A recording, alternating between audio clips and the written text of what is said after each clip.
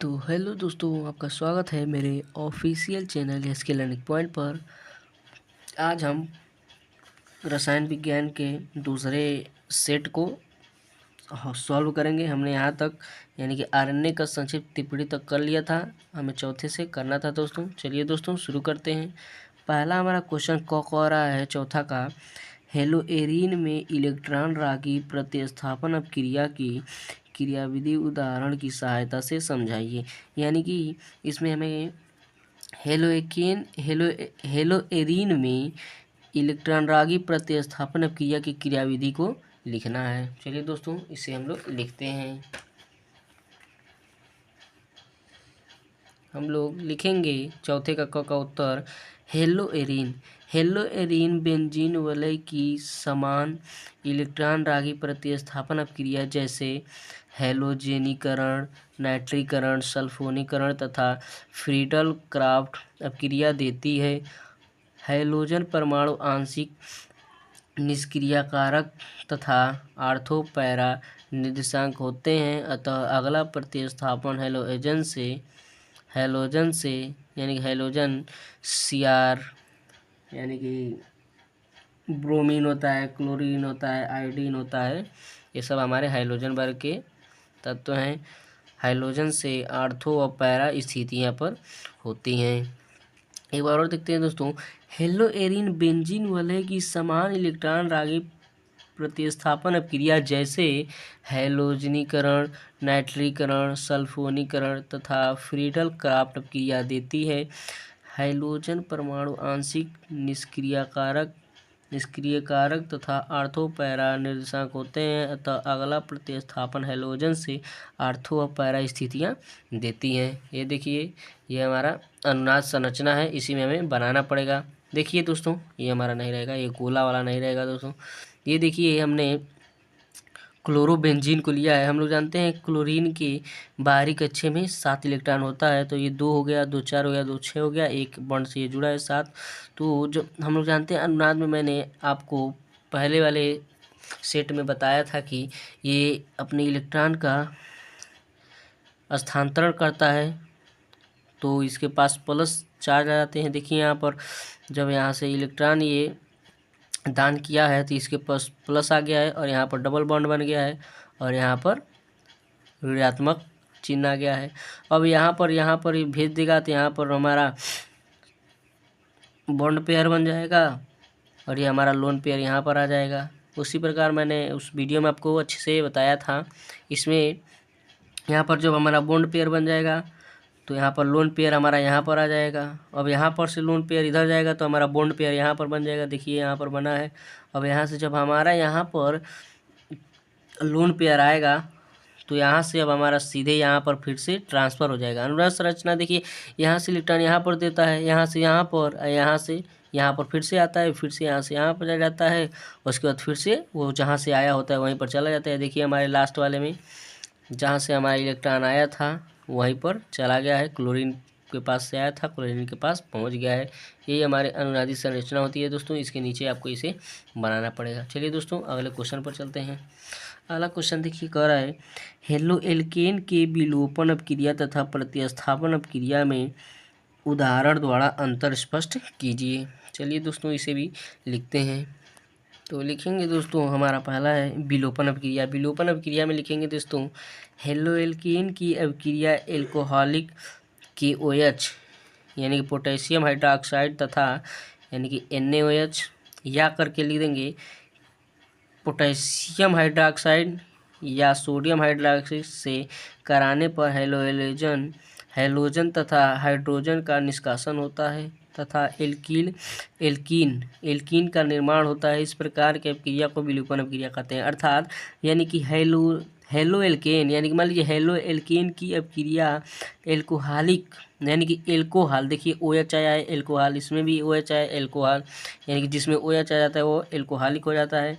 तो कह रहा है हेलोएल्केन की अपक्रिया एल्कोहलिक पोटेशियम हाइड्रोक्साइड तथा सोडियम हाइड्रोक्साइड से कराने पर हैलोजन तथा हाइड्रोजन का निष्कासन होता है तथा एल्कीन का निर्माण होता है। इस प्रकार की अपक्रिया को विलोपन अपक्रिया कहते हैं। उदाहरण में देखिए दोस्तों, हम लोगों ने यहाँ पर एथिल ब्रोमाइड को लिया है, तो और पोटेशियम हाइड्रोक्साइड के साथ अपक्रिया करा रहे हैं, तो हमारा देखिए एल्कीन बन रहा है। यहाँ पर CH2 डबल बॉन्ड CH2, ये हमारा एल्कीन बन रहा है और ये हमारा KBr बन रहा है, यानी किसी लिख देंगे पोटेशियम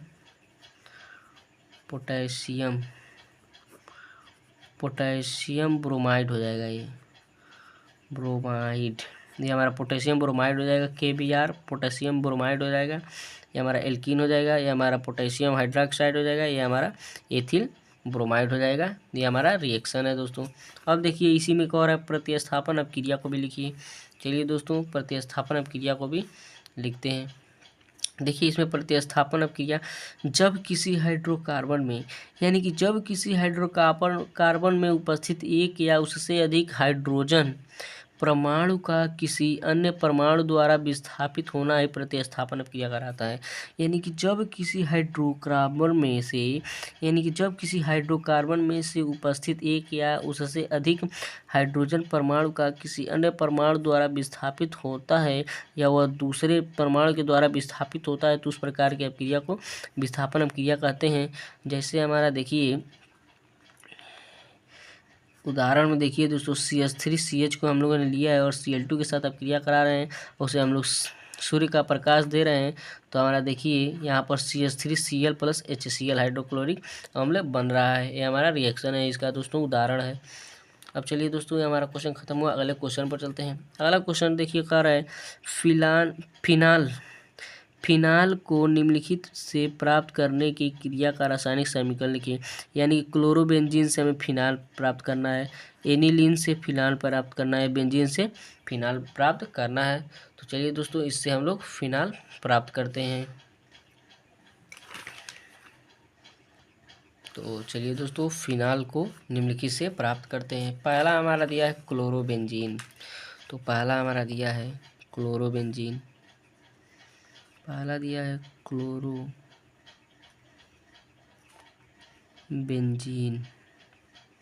यानी कि क्लोरोबेंजीन से हमें फिनाल प्राप्त करना है। तो चलिए दोस्तों इसका भी हम लोग क्रिया कराते हैं। तो लिखेंगे, पहले हम लोग फिनाल का सूत्र लिखेंगे। तो फिनाल का सूत्र हम लोग जानते हैं दोस्तों, होता है C6H5Cl। ये हमारा क्लोरोबेंजीन का सूत्र होता है दोस्तों, ये हमारा क्लोरोबेंजीन का सूत्र होता है और क्लोरोबेंजीन से हमें फिनाल प्राप्त करना है। तो क्लोरोबेंजीन का सूत्र हमारा ये हो गया C6H5Cl प्लस, इसका जब हम अपक्रिया NaOH के साथ कराएंगे दोस्तों, जब इसका अपक्रिया देखिए क्लोरोबेंजीन का अपक्रिया जब NaOH यानी कि सोडियम हाइड्रोक्साइड से कराएंगे, देखिए इसका जब हम लोग अपक्रिया कराएंगे तो हमारा बनेगा C6H5O। यहाँ पर तो O यहाँ से एक O हमारा यहाँ पर आ जाएगा और जो इसका Na होगा, Na हमारा यहाँ पर आ जाएगा। यानी कि देखिए यहाँ पर C6H5 इसका और इसका NaO ये हमारा यहाँ पर आ जाएगा और प्लस में देखिए हमारा यहाँ पर इसे 2 से संतुलित कर देंगे। तो यहाँ से 2 से संतुलित कर दिए हैं, तो यहाँ पर हमारा NaCl बाहर निकल जाएगा। यानी कि 2 Na यहाँ पर है तो एक Na यहाँ पर आ जाएगा, एक Na यहाँ पर आ जाएगा दोस्तों, और Cl हमारा यहाँ पर आ जाएगा। और प्लस में देखिए हमारा हाइड्रोजन गैस, ये वाला जो हाइड्रोजन गैस बचा है, हाइड्रोजन गैस हमारा बाहर निकल जाएगा। अब देखिए ये हमारा इतना प्राप्त हुआ। अब देखिए क्या करेंगे, ये जो हमें प्राप्त हुआ है ये वाला यौगिक, इस यौगिक को यहाँ पर ला देंगे। यहाँ से फिर से इसका अपक्रिया कराएंगे C6H5O। Na का अपक्रिया जब H2SO4 के साथ कराएंगे दोस्तों, H2SO4 के साथ जब अपक्रिया इसका कराएंगे तब हमें हमारा यानी कि ये हमारा फिनॉल प्राप्त हो जाएगा। अब इसका देखिए C6H5O Na प्लस H2SO4 के साथ अब अपक्रिया करा रहे हैं, तो देखिए हमारा क्या बन रहा है, हमारा बनेगा C6H5OH। यही हमारा फिनेल का सूत्र होता है दोस्तों। प्लस में हमारा बनेगा Na2, यानी कि ये हमारा Na2 यहाँ पर आ जाएगा। 2 इस पे -2 चार्ज होता है ना दोस्तों, तो वही 2 Na के नीचे आ जाता है। Na2SO4 ये हमारा बन जाएगा दोस्तों। तो हम लोग जानते हैं इसका सूत्र, ये हमारा फिनॉल का सूत्र है, तो ये हमारा फिनॉल हो जाएगा दोस्तों। ये हमारा फिनॉल हो जाएगा, ये हमारा फिनॉल हो जाएगा। ये हमारा सोडियम सल्फेट हो जाएगा। और देखिए इससे हमने फिनॉल को प्राप्त कर लिया। ये हमारा पहला रिएक्शन है दोस्तों। अब चलिए अगले में देख कर रहा है एनिलीन से। अगला देखिए हमें एनिलीन से प्राप्त करना है। चलिए दोस्तों एनिलीन से भी प्राप्त करते हैं फिनॉल को। तो लिखेंगे एनिलीन। और सबसे पहले हम एनिलीन का सूत्र लिखेंगे। तो हम लोग जानते हैं एनिलीन का सूत्र हमारा C6H5NH2। ये हमारा एनिलीन का फार्मूला होता है दोस्तों। जब इसका क्रिया देखिएगा, जब इसकी क्रिया NaOH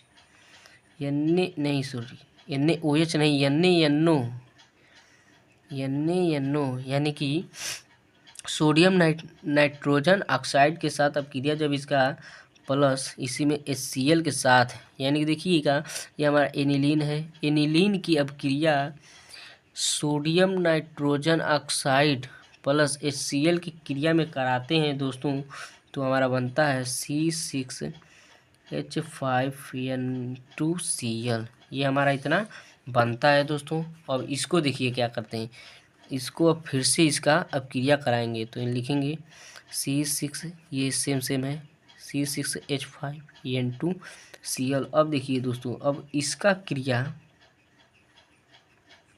H2O के साथ, यानी कि जब इसको हम H2O के साथ गर्म करते हैं, अब इसको यानी कि C6H5N2Cl को H2O के साथ गर्म करेंगे, तब हमारा फिनॉल प्राप्त हो जाएगा, यानी कि C6H5OH। ये हमारा फिनॉल है, फिनॉल हमें प्राप्त हो जाएगा। इसका H2O के साथ गर्म करेंगे इसको, तो हमारा फिनॉल प्राप्त हो जाएगा दोस्तों। इसमें भी देखिए हमें फिनॉल प्राप्त हो गया। अब चलिए अगला क्वेश्चन कर रहा है हमारा बेंजीन से हमें प्राप्त करना है फिनॉल। चलिए दोस्तों बेंजीन से भी फिनॉल को प्राप्त करते हैं। तीसरा लिखेंगे बेंजीन। अब सबसे पहले हम बेंजीन का फॉर्मूला लिखेंगे दोस्तों। तो बेंजीन का हम लोग जानते हैं C6H6 होता है।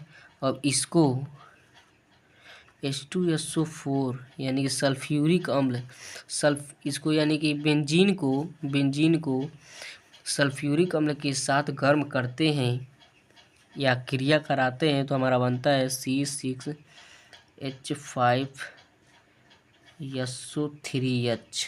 ये हमारा बनता है C6H5SO3H हमारा बनता है दोस्तों। अब इसका क्रिया देखिए, अब इसका क्रिया फिर से कराएंगे तो हमारा हो जाएगा C6H5SO3H। अब इसका क्रिया दोस्तों सोडियम हाइड्रोक्साइड के साथ करेंगे। सोडियम हाइड्रोक्साइड के साथ इसको गर्म करेंगे, तो हमारा फिनॉल, अभी फिनॉल नहीं प्राप्त होगा, एक चीज़ और प्राप्त होगा, उसके बाद हमारा फिनॉल प्राप्त होगा। ये हमारा करेंगे इसका क्रिया, तो C6H5SO3 ये हमें प्राप्त हो जाएगा। SO3Na, यानी कि इसमें से ये जो सोडियम है यहाँ पर इसमें आ जाएगा। अब देखिए जब ये हमारा इतना ये प्राप्त हुआ है, अब इसको फिर से इसका क्रिया कराएंगे, तो देखिए ये जो हमें प्राप्त हुआ है ये हमारा यहाँ पर आएगा, यानी कि C6H5SO3Na। ये भी हमारा दोस्तों ये हमें प्राप्त हुआ है। अब इसकी फिर ये क्रिया फिर से NaOH के साथ कराएंगे, यानी कि नाइट्रोजन कह रहे हैं दोस्तों, सोडियम हाइड्रोक्साइड के साथ इसका फिर से अब क्रिया कराएंगे, तब हमारा फिनॉल प्राप्त हो जाएगा, यानी कि C6H5OH। देखिए दोस्तों ये हमारा फिनॉल प्राप्त हो गया। देखिए ये हमारा फिनॉल प्राप्त हो गया। ये तीनों हमारे रिएक्शन है जो हमें करने थे, फिनॉल को प्राप्त करने थे, इसे हम लोगों ने प्राप्त कर लिया। चलिए दोस्तों अगले क्वेश्चन पर चलते हैं। देखिए अगला क्वेश्चन हमें कह रहा है निम्नलिखित अपक्रियाओं की रासायनिक समीकरण लिखिए। चलिए दोस्तों रोज़नमुंड अपचयन अपक्रिया का पहले लिखते हैं। तो लिखेंगे दोस्तों, पहले रोज़ेनमुंड अपचयन अपक्रिया। एसिड क्लोराइड का पीडी व BaSO4 यानी कि बेरियम सल्फेट की उपस्थिति में अपचयन कराने पर हमें एल्डिहाइड प्राप्त होता है। यानी कि एसिड क्लोराइड, मान लीजिए कोई अम्ल है, अम्ल क्लोराइड का अपक्रिया पीडी व बेरियम सल्फेट की उपस्थिति में अपचयन कराने पर हमें एल्डिहाइड प्राप्त होता है। इसी अपक्रिया को रोज़ेनमुंड अपक्रिया कहते हैं। यानी कि एल्डिहाइड प्राप्त होने के, यानी कि एसिड क्लोराइड की अपक्रिया पीडी व बेरियम सल्फेट की उपस्थिति में अपचयन कराने पर हमें एल्डिहाइड प्राप्त होता है और इसी अपक्रिया को रोज़ेनमुंड अपक्रिया कहते हैं। दोस्तों ये देखिए, हमने अपक्रिया कराया है RCOCl + H2 PD + BaSO4 यानी कि बेरियम सल्फेट से क्रिया कराए हैं। तो RCHO यानी कि हमारा एल्डिहाइड प्राप्त हुआ है, प्लस ये हमारा HCl यानी कि हाइड्रोक्लोरिक अम्ल प्राप्त हुआ है। अब देखिए इसका रासायनिक समीकरण हमने लिखा है। ये हमारा एथाइन है, ethyne CH triple bond CH + H2O के साथ इसका अपक्रिया कराए हैं और बटे हमारा H2SO4 यानी कि H2SO4 और HgSO4 के साथ अपक्रिया कराए हैं। तो CH2 डबल बॉन्ड CHOH बना है और इसका हमारा नाम बाइनिल एल्कोहल है। अब इसका फिर से जब इसका हम लोग पूर्व विन्यास करेंगे तो हमारा CH3CHO यानी कि एस्टल्डिहाइड हमें प्राप्त हो जाएगा। दोस्तों यही हमारा इसका अपक्रिया था। अब देखिए दूसरा क्या हो रहा है, स्टीफन अपक्रिया। चलिए दोस्तों स्टीफन अपक्रिया को भी लिख लेते हैं। तो देखिए दोस्तों, हमारा स्टीफन अपक्रिया एक ऐसी अपक्रिया है जिसमें हाइड्रोक्लोरिक एसिड की उपस्थिति में नाइट्राइल को उसके संगत एल्डिहाइड में बदला जाता है। स्टीफन अपक्रिया कहलाती है। यानी कि देखिए स्टीफन अपक्रिया एक ऐसी अपक्रिया है, यानी कि जो स्टीफन अपक्रिया होती है वो इस प्रकार की अपक्रिया होती है, या चाहे वह अपक्रिया होती है जिसमें हाइड्रोक्लोरिक एसिड की उपस्थिति में, जिसमें हाइड्रोक्लोरिक अम्ल की उपस्थिति में नाइट्राइल प्राप्त होता है। यानी कि नाइट्राइल प्राप्त होता है तो उसके संगत एल्डिहाइड में बदला जाता है। तो उसके संगत एल्डिहाइड में बदल दिया जाता है, तो उससे एल्डिहाइड में बदले गए अपक्रिया को ही स्टीफन अपक्रिया कहते हैं। दोस्तों ये हमारा स्टीफन अपक्रिया का परिभाषा है। देखिए इसका अपक्रिया यानी कि रिएक्शन देखिए, ये हमारा R-CN हो जाएगा, यानी कि एल्किल साइनाइड हो जाएगा। इसका नाम हमारा एल्किल साइनाइड है। दोस्तों यहाँ पर एल्किल है, यानी कि R है एल्किल समूह, इस पर आप कुछ भी रख सकते हैं। यहाँ पर CH3 रख सकते हैं, इस पर आप लोग रख कर बना सकते हैं रिएक्शन। हमने यहाँ पर R रखा है, R की जगह पे आप कुछ भी प्रतिस्थापी रख सकते हैं। दोस्तों अब इसका अपक्रिया SnCl2 एल्किल साइनाइड + 4H के साथ जब इसका अपक्रिया यानी कि SnCl2 और उस HCl के साथ जब इसका अपक्रिया कराते हैं दोस्तों, तो RCH डबल बॉन्ड NH यानी कि एमीन हमें प्राप्त होता है। ये हमारा स्टीफन अपक्रिया है। दोस्तों इसे आप लोग अच्छे से लिख लीजिएगा। चलिए दोस्तों अगला देखते हैं, हमारा कह रहा है गाटरमैन कोच अपक्रिया। चलिए दोस्तों गाटरमैन कोच अपक्रिया को भी लिखते हैं। तो लिखेंगे गाटर कोच अपचयन अपक्रिया में, गाटर कोच अपक्रिया में लिखेंगे कार्बन मोनोऑक्साइड यानी कि कार्बन मोनोऑक्साइड CO तथा हाइड्रोक्लोरिक अम्ल HCl के मिश्रण को AlCl3 यानी कि एल्युमिनियम क्लोराइड की उपस्थिति में 90 वायुमंडल दाब पर यानी कि 90 डिग्री वायुमंडल दाब पर बेंजीन पर प्रवाहित करने पर बेंजील्डिहाइड प्राप्त होता है। इसी अपक्रिया को गाटर कोच अपक्रिया कहते हैं। दोस्तों अब देखिए इसका उदाहरण में, ये हमारा बेंजीन है, ये हमारा कार्बन मोनोऑक्साइड है। देखिए यहाँ पर हमने लिखा है कार्बन मोनोऑक्साइड। ये हमारा HCl है, देखिए यहाँ पर हाइड्रोक्लोरिक अम्ल लिखा है हमने, और इसका अपक्रिया AlCl3 यानी कि एल्युमिनियम क्लोराइड के साथ कर रहे हैं। तो देखिए हमारा यहाँ पर बेंजील्डिहाइड प्राप्त हो रहा है, ये हमारा बेंजील्डिहाइड प्राप्त हो रहा है, प्लस हमारा HCl यानी कि हाइड्रोक्लोरिक अम्ल प्राप्त हो रहा है। यही हमारा गाटरमैन कोच अपक्रिया है। दोस्तों चलिए अगले क्वेश्चन पर चलते हैं। अब देखिए हमारा अगला क्वेश्चन पाँचवा कह रहा है, पाँचवा क्वेश्चन मोलर चालकता को समझाइए। चलिए दोस्तों मोलर चालकता को लिखते हैं।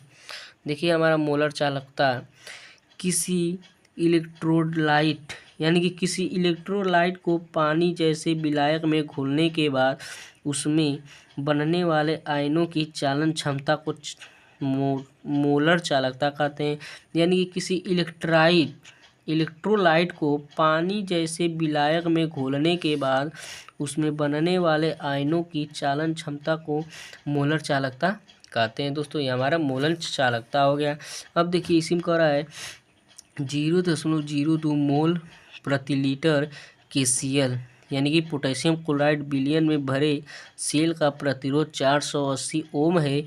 बिलियन की मोलर चालकता ज्ञात कीजिए या परिकलित कीजिए। सेल स्थिरांक 1.29 सेंटीमीटर इनवर्स है। चलिए दोस्तों इसे हम लोग अच्छे से सॉल्व करते हैं। चलिए दोस्तों इस क्वेश्चन को हम लोग सॉल्व करते हैं। देखिए हमारा 5वां क्वेश्चन में मोलर चालकता को हम लोगों ने लिख लिया। अब देखिए इसमें कह रहा है 5वां क्वेश्चन है, 5वां क्वेश्चन का क इसमें कह रहा है 0.02 मोल KCl बिलियन में भरे सेल प्रतिरोध का प्रतिरोध यानी कि प्रतिरोध R बराबर हमारा दिया है 480 ओम और ये हमारा मोलरता का नाम दिया है मोलरता का मान हमें दिया है दोस्तों। मोलरता M बराबर 0.02 मोल प्रति लीटर, ये हमारा मोलरता का मान दिया है। अब देखिए उसी में कह रहा है मोलर चालकता निकालिए। चलिए दोस्तों मोलर चालकता को निकालते हैं। हम लोग जानते हैं मोलर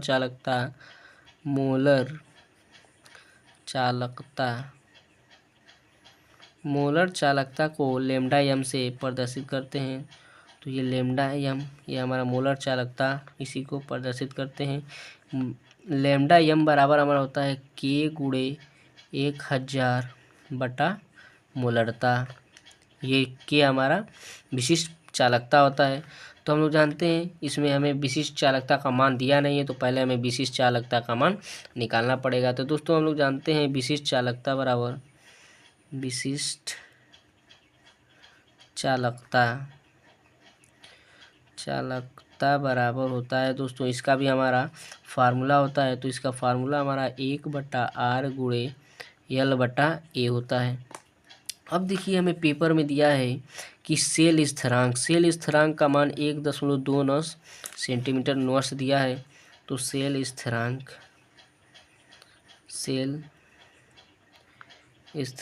यानी कि सेल स्थिरांक को L/A से प्रदर्शित करते हैं। L/A का मान हमारा दिया है देखिए 1.29 सेंटीमीटर इनवर्स हमें दिया है। यहीं पर अब इसे मान को रख देंगे दोस्तों।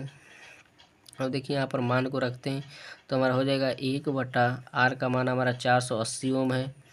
तो हो जाएगा 480 ओम गुणे इसका मान हमारा 1.29 है।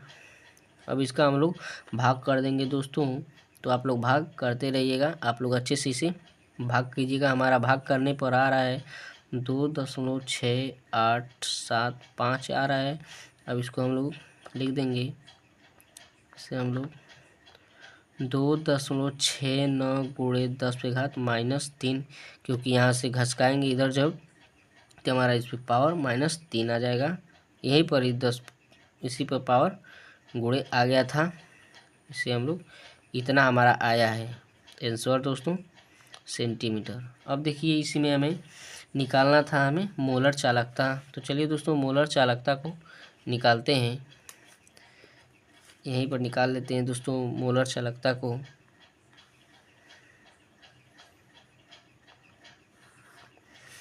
लिखेंगे मोलर चालकता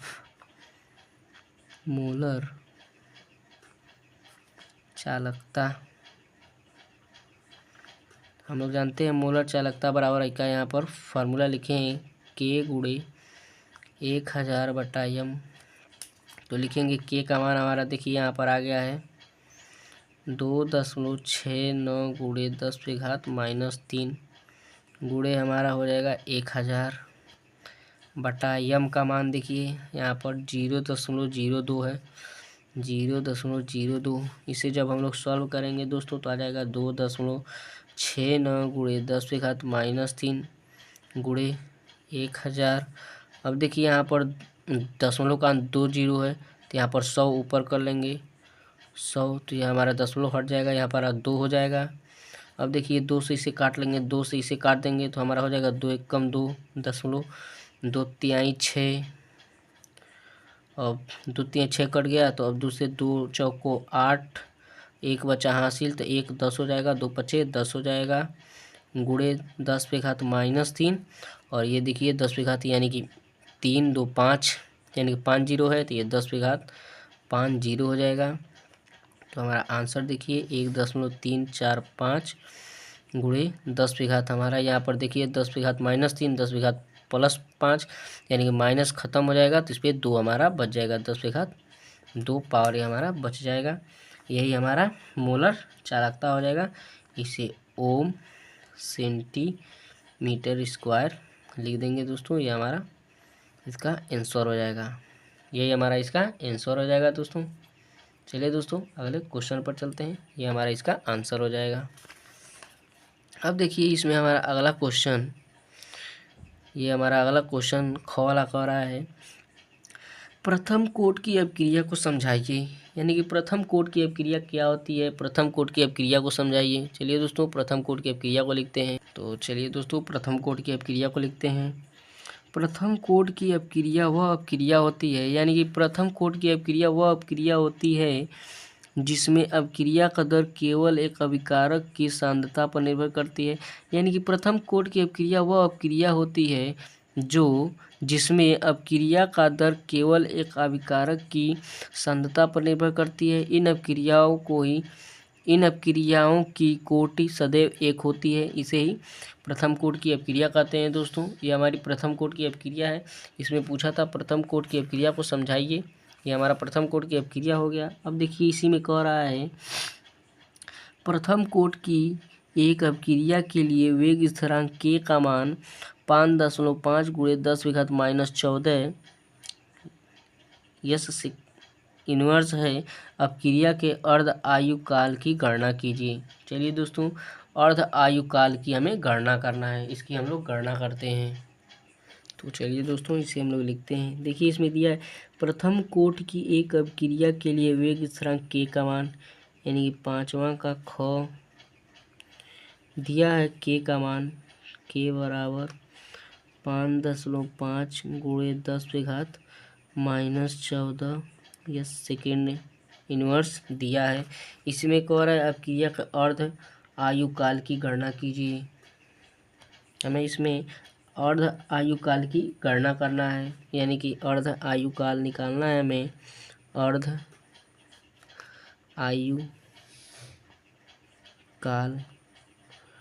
आयुकाल को दोस्तों यानी कि आधे अर्धकाल को हम T1/2 से दर्शाते हैं, ये हमें निकालना है दोस्तों।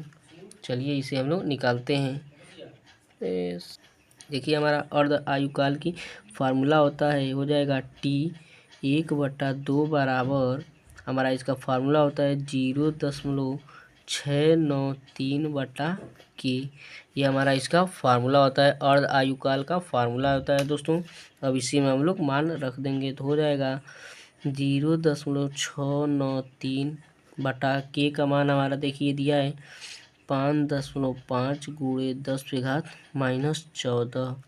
अब देखिए इसे हम लोग सॉल्व करेंगे, ये हमारा हो जाएगा 0.693 गुणे, ये देखिए 10⁻14 है, ये ऊपर जाएगा तो 10⁻+14 हो जाएगा। इसे ऊपर भेज देंगे तो 10⁻+14 बटा हमारा नीचे 5.5 बच जाएगा दोस्तों। अब देखिए 5.5 को और 0.693 को सॉल्व करेंगे तो ये हमारा हो जाएगा 0.126 हमारा इसका आंसर आएगा। इसको सॉल्व करेंगे यानी कि 0.693 बटा 5.5 को सॉल्व करेंगे तो हमारा 0.126 गुणे 10⁻14 ये हमारा आएगा। तो यहाँ पर दशमलव है तो दशमलव को पहले हटाएंगे, जब दशमलव को इधर लाएंगे तो इससे एक हमारा घट जाएगा, यानी कि माइनस का चिन्ह आ जाता है एक, तो हो जाएगा 1.26 गुणे 10⁻13 13 हो जाएगा दोस्तों। यही हमारा आंसर हो जाएगा, यानी कि हो जाएगा 1.26 गुणे 10⁻13। ये हमारी अर्ध आयु काल, ये हमारा अर्ध आयु काल हो जाएगा दोस्तों, यानी कि 1.26 गुणे 10⁻13 यही हमारा अर्धायु काल निकल जाएगा। इसका हम लोग लिख देंगे इसका यूनिट सेकेंड। ये हमारा आंसर हो गया दोस्तों। चलिए अगले क्वेश्चन पर चलते हैं। अगला क्वेश्चन देखिए हमारा कह रहा है, लेंथेनाइड आकुंचन की स्पष्ट रूप से व्याख्या कीजिए तथा कारण बताइए कि संक्रमण तत्वों के अनेक यौगिक रंगीन क्यों होते हैं। चलिए दोस्तों इसे हम लोग लिखते हैं, लिखेंगे दोस्तों लेंथेनाइड आकुंचन। लेंथेनाइड में परमाणु क्रमांक बढ़ने के साथ साथ नाभिकीय आकर्षण भी बढ़ता है, यानी कि जब लेंथेनाइड में परमाणु क्रमांक जब बढ़ता है तो उसके परमाणु क्रमांक के साथ साथ नाभिकीय आकर्षण यानी कि नाभिक का आकर्षण भी बढ़ता है, लेकिन उससे संतुलन करने वाला परिरक्षण प्रभाव उतना नहीं बढ़ता है। यानी कि जब नाभिकीय आवेश बढ़ता है तो संतुलन करने वाला परिरक्षण प्रभाव उतना नहीं बढ़ता है, जिससे उनके आकार में क्रमित कमी आती है, उनके आकार में क्रमित कमी आ जाती है और उनके परमाणु संकुचन होते हैं और उनके परमाणु संकुचन होने लगते हैं दोस्तों। इसे ही लेंथेनाइड आकुंचन कहते हैं।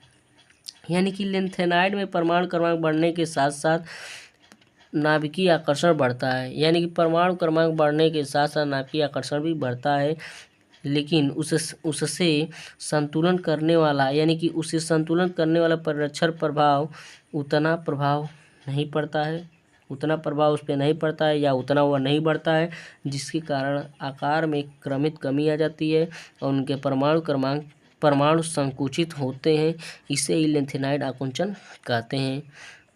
अब देखिए इसमें नोट में, ये हमारा नोट में लिखेंगे लेंथेनाइड से पहले, यानी कि लेंथेनाइड से पहले व लेंथेनाइड के बाद आने वाले तत्व का आकार लगभग समान होता है। यानी कि लेंथेनाइड के पहले और लेंथेनाइड के बाद आने वाले जितने भी तत्व होते हैं उनके आकार लगभग समान होता है, यानी कि एक समान होता है।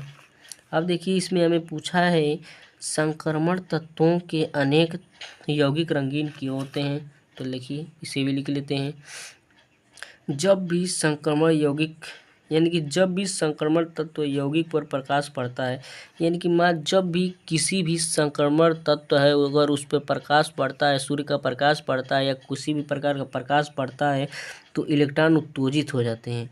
यानी कि मान लीजिए जब उन पर प्रकाश पड़ता है तो जो उसमें इलेक्ट्रॉन होते हैं वो उत्तेजित हो जाते हैं, यानी कि गति में आ जाते हैं और ऊर्जा को अवशोषित करते हैं और ऊर्जा को अवशोषण करते हैं, ऊर्जा को सोखते हैं। इन इलेक्ट्रॉनों के भी उत्तेजित होने पर, यानी कि उन इलेक्ट्रॉनों का भी उत्तेजित होने पर दृश्य प्रकाश तरंगदैर्ध्य मुक्त होता है। यानी कि उन इलेक्ट्रॉनों को भी उत्तेजित होने पर दृश्य प्रकाश तरंगदैर्ध्य मुक्त होता है। इसके परिणाम स्वरूप संक्रमण तत्व यौगिक रंगीन होते हैं दोस्तों। ये हमारा इसका आंसर हो जाएगा। चलिए अगले क्वेश्चन पर चलते हैं। अगला क्वेश्चन देखिए हमारा कह रहा है उपसहसंयोजन यौगिक में संयोजकता आबंध सिद्धांत पीवीटी को समझाइए। चलिए दोस्तों इसे भी हम लोग लिखते हैं। तो दोस्तों इसे हम लोग लिखेंगे संयोजकता बंध सिद्धांत संकुल यौगिक में चुंबकीय गुण तथा ज्यामिति के बारे में ज्ञान कराता है। अब इसके महत्वपूर्ण कुछ बिंदु लिखेंगे संयोजकता आबंध के। पहला में लिखेंगे यदि धातु के बाह्य डी कक्षक संकरण में भाग लेते हैं तो बाह्य संकुल यौगिक संकुल का निर्माण करते हैं। और दूसरा देखिए केंद्रीय धातु परमाणु लिगेंड को रिक्त कक्षक उपलब्ध कराता है। यह रिक्त कक्षक केंद्रीय धातु परमाणु की उपसंयोजन संख्या या समन्वय संख्या के बराबर होती है। अब देखिए इसमें अगला सर्वप्रथम केंद्रीय धातु परमाणु या आयन अपनी ऑक्सीकरण अवस्था के अनुरूप इलेक्ट्रॉन त्याग कर धनायन बनाती है। ये हमारा इसका आंसर हो जाएगा दोस्तों। तो ये हमारा यहाँ तक हम लोगों ने यहाँ तक कर लिया है दोस्तों। अब इसमें हमें 6वां से करना है, तो 6वां और 7वां अगले पार्ट में करेंगे दोस्तों। तो जय हिंद दोस्तों, मिलते हैं अगले वीडियो में। यदि आपको वीडियो अच्छा लगे तो चैनल को सब्सक्राइब करें और वीडियो को लाइक करें। ये जो 2 पार्ट बच जा रहे हैं 6वां और 7वां, इसे हम लोग अगले पार्ट में करेंगे। मिलते हैं अगले वीडियो में।